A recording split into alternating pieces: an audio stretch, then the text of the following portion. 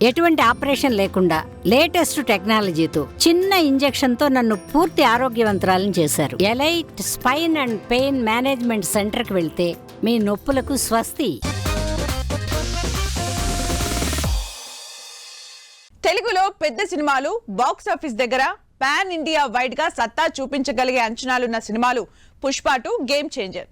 తెలుగులో ఈ బావా బామ్మర్దులు ఇద్దరి మీదే భారం వేస్తే బాలీవుడ్ లో చిన్న హీరోల మీద కూడా బాక్స్ ఆఫీస్ బరువు పెట్టేసింది. మరి చిన్న హీరోలు బాక్స్ ఆఫీస్ ని బెటర్ చేయగలరా?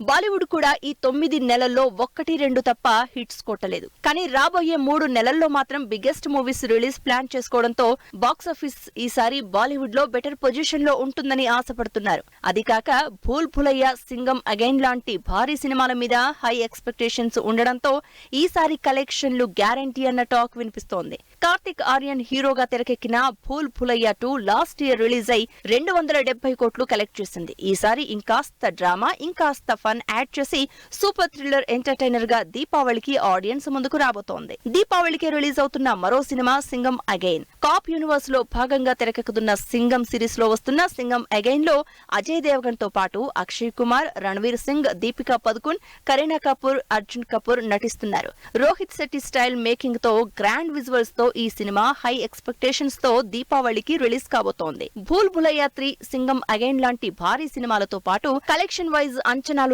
సినిమాలు బేబీ జాన్, చావా.